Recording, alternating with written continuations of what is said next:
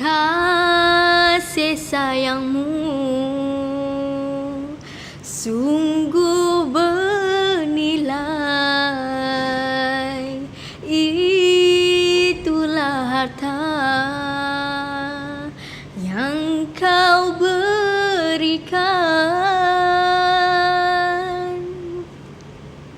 Assalamualaikum warahmatullahi wabarakatuh dan salam sejahtera. Bertaut tangan, salam dihulurkan buat para hakim yang bijak berkarisma.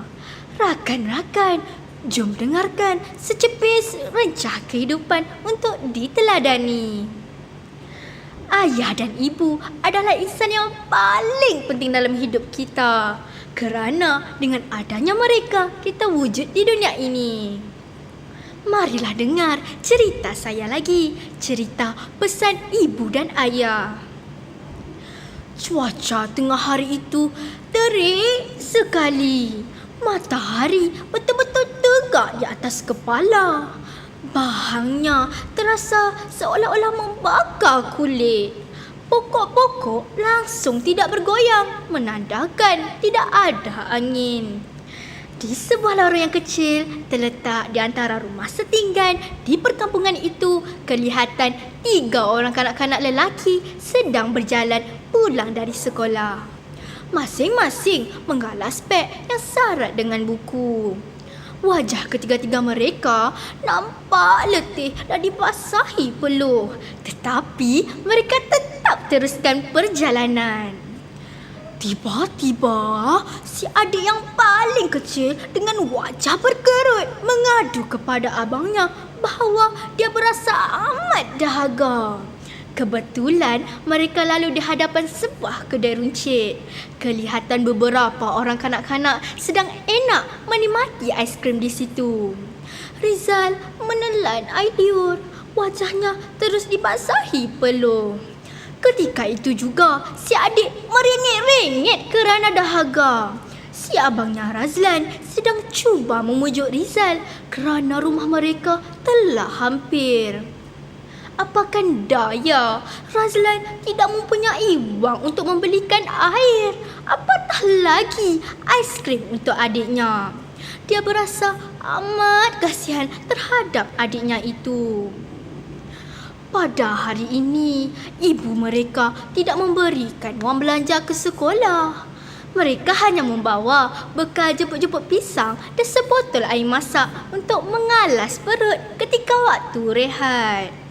Bukan hari itu sahaja mereka tidak membawa wang ke sekolah. Sudah banyak kali mereka hanya membawa sebotol air masak dan biskut atau roti sahaja. Kehidupan mereka tidak semewah seperti kanak-kanak yang lain. Mereka hanya makan ala kadar sahaja kerana ibu bapa mereka terpaksa berjimat cermat demi menanggung persekolahan mereka. Disebabkan kekurangan wang jugalah, mereka terpaksa berjalan kaki pergi dan balik sekolah yang terletak 2 kilometer dari rumah mereka.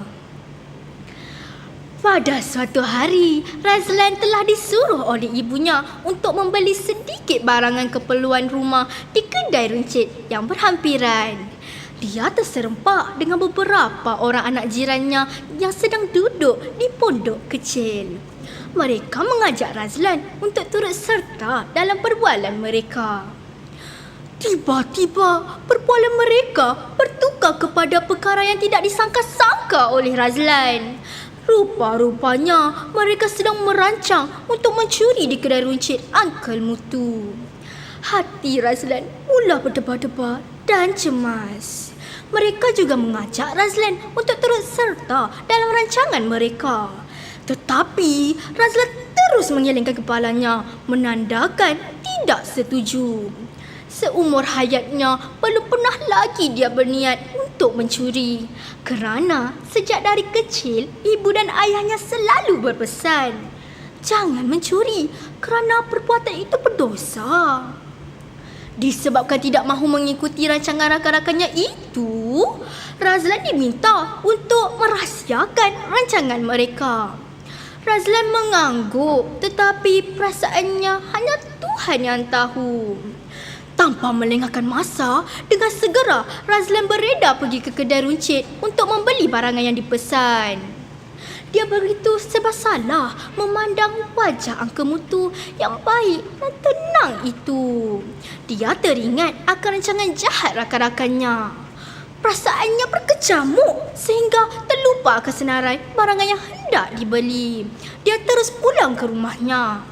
Ibu berasa hairan kerana melihat Razlan tidak membeli barangan yang dipesan.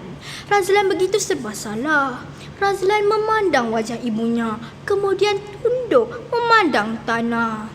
Dia tidak tahu bagaimana hendak diceritakan kepada ibunya. Tiba-tiba terpacu dari mulutnya untuk menceritakan perkara yang telah berlaku. Setelah mendengar penerangan Razlan, ibunya menasihati agar memberitahu Angka Mutu perkara yang sebenar.